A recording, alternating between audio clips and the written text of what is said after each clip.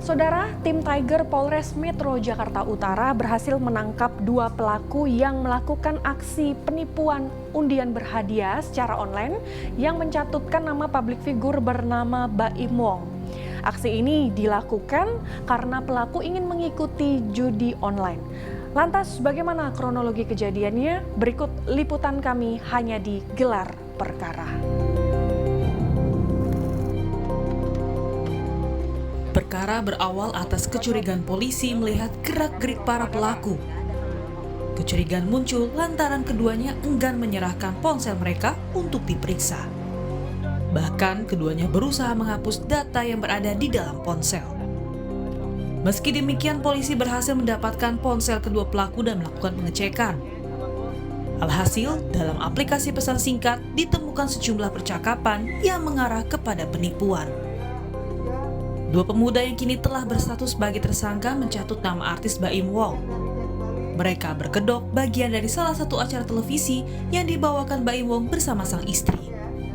Di sana, 2 pelaku bermodus akan memberikan hadiah sebesar 30 juta rupiah.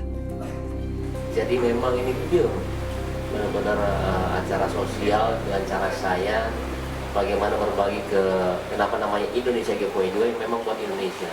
Tapi ternyata semudah itu kita mengeluarkan hadiah atau nggak apa, disalahgunakanlah oleh orang-orang yang tidak bertanggung jawab. Niatan baik tim saya dan juga saya pribadi kepada orang lain di masa pandemi ini disalahgunakan. Saya sebenarnya sedih sih, kok malah jadi berbalik begini ya sama saya.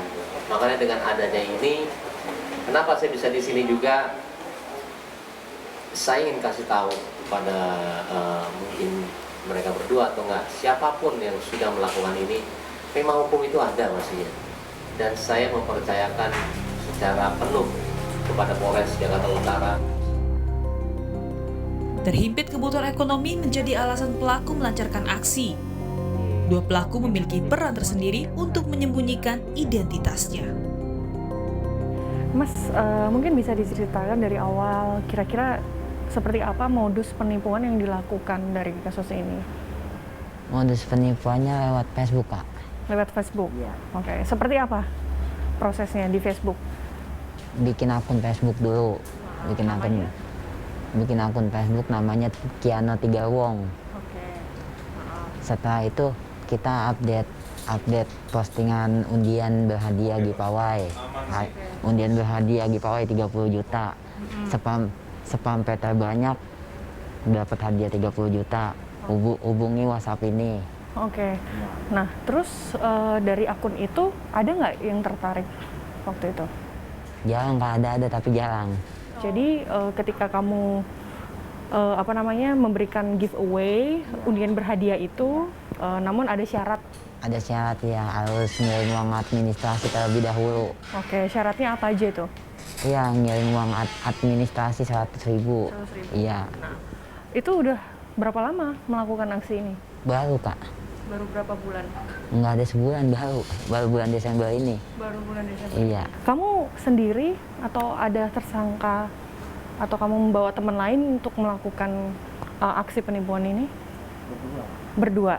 Perannya apa saja? Kamu dan teman kamu perannya masing-masing apa?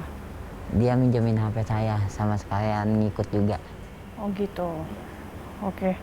Kemudian korban yang diincar seperti apa ciri-cirinya? Yang sebagai target penipuan kamu, korban yang diincar seperti apa? Ini nggak ada semacam incaran, kayak ini kemauan doang. Oh. Kemauan, tergantung ada yang mau ikut apa enggaknya. Tapi dari hal itu banyak orang yang percaya ya dari aksi undian berhadiah ini ya? Banyak. Tapi nggak begitu juga. Pas dimintain uang administrasi nggak begitu juga banyak yang percaya. Ada yang ngomong hoax. Iya. Kan kamu dapat 400.000 nih dari hasil kejahatan yang kamu buat. Uangnya dipakai buat apa? Buat kebutuhan ekonomi, Kak. Buat makan. Saya dapat informasi. Sama buat main pokal online, Kak. Main apa? Pokal online. Main pokal online. Oh, jadi aktif juga main online begitu? Aktif, Pak. Online judi. Pokal online. Iya. Berdasarkan barang bukti, polisi menemukan sejumlah nomor kontak calon korbannya. Para pelaku kini dihadapkan pasal penipuan dan pelanggaran Undang-Undang ITE dengan ancaman 4 tahun penjara. Baik, saya akan menjelaskan untuk pelaku dari kasus penipuan yang mencatut nama Mbak Embong ini. Ada 2 orang dengan inisial MZ dan LH. Mereka telah melakukan perbuatan tersebut selama kurang lebih 1 bulan. Kemudian mengapa kedua tersangka ini mencatutkan nama Mbak Embong? Baik, sebagaimana kita ketahui bahwa seorang public figure bernama Mbak Embong dan istrinya, dia memiliki program di salah satu stasiun TV, yaitu Indonesian Giveaway. Dan menurut keterangan dari saudara Mbak Embong, bahwa giveaway tersebut tidak dipungut biaya apapun, tidak dipungut oleh biaya apapun. Dan modus yang dilakukan oleh kedua tersangka ini seperti apa, Pak? Modus operandi yang dilakukan oleh kedua tersangka tersebut, yaitunya di dalam HP-nya dia membuat akun Facebook yang mengatasnamakan Tiger Wong, yang mengatasnamakan Tiger Wong tersebut. Kemudian dia bergabung dengan grup giveaway. Di sana dia mengambil kata-kata bahwa dia telah memberikan, dia telah menganggap bahwa seorang itu menang dan akan memberikan uang 50 juta dengan syarat-syarat yang ditentukan oleh tersangka tersebut. Kemudian bagaimana cara mereka bisa meyakinkan korban bahwa itu bukanlah sebuah penipuan gitu, Pak? Cara mereka meyakinkan para korban dengan melampirkan foto dari Mbak Embong dan istrinya dengan kata-kata Indonesian Giveaway sesuai dengan program yang dilakukan oleh bapak atau saudara Mbak Embong.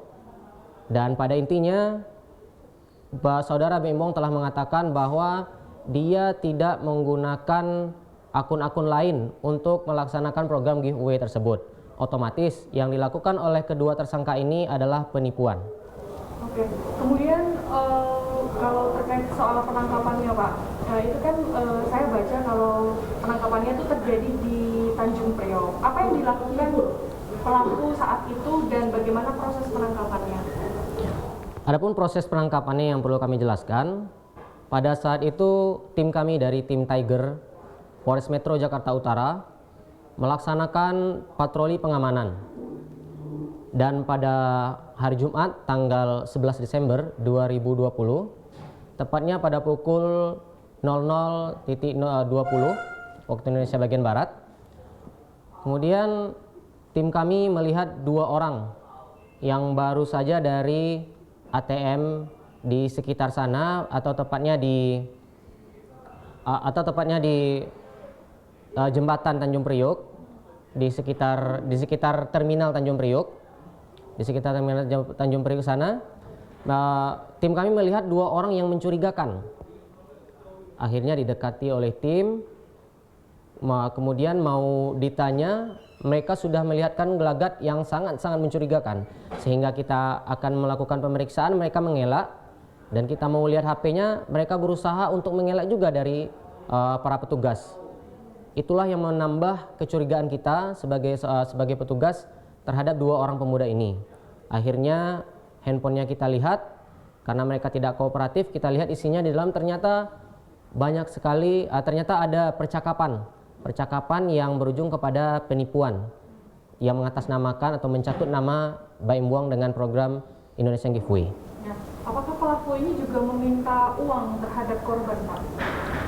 Berdasarkan pemeriksaan yang telah kami laksanakan, kedua pelaku ini meminta sejumlah uang kepada calon korbannya dengan mereka memberikan SMS melalui via WA, dengan cara mereka memberikan chat melalui via WA bahwa Anda beruntung mendapatkan 50 juta dengan syarat-syarat tertentu, dan salah satunya harus mentransfer uang sebesar Rp200.000.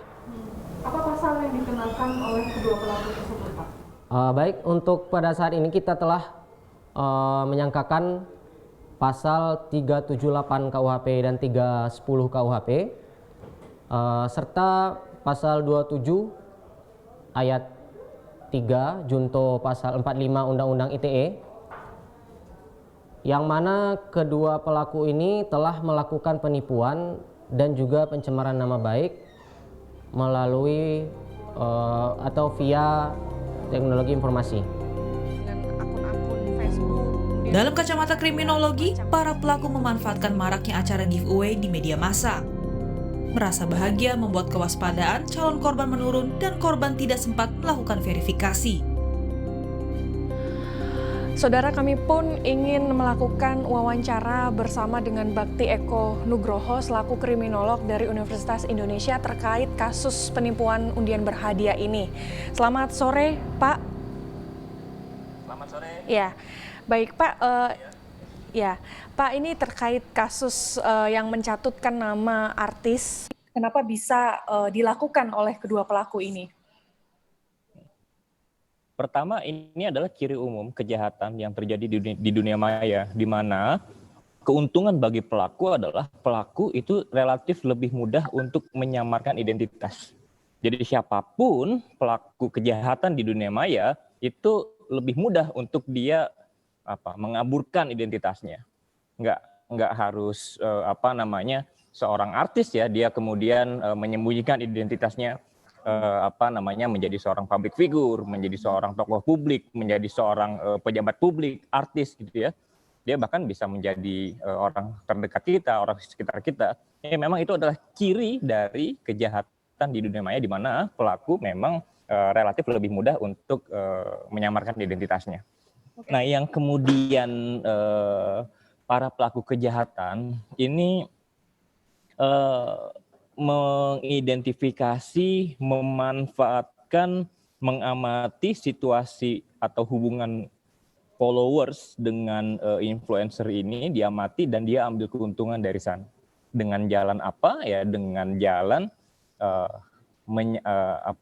dengan jalan mengambil manfaat dari nama-nama besar. Okay. Dan ada kebiasaan di mana nama-nama besar di media sosial memang memberikan sejumlah hadiah, memberikan barang terhadap banyak orang. Jadi ini satu kebiasaan yang memang saat ini cukup marak ya di masyarakat kita. Kemudian mengapa korban ini dapat tertipu untuk memberikan uang tersebut kepada pelaku?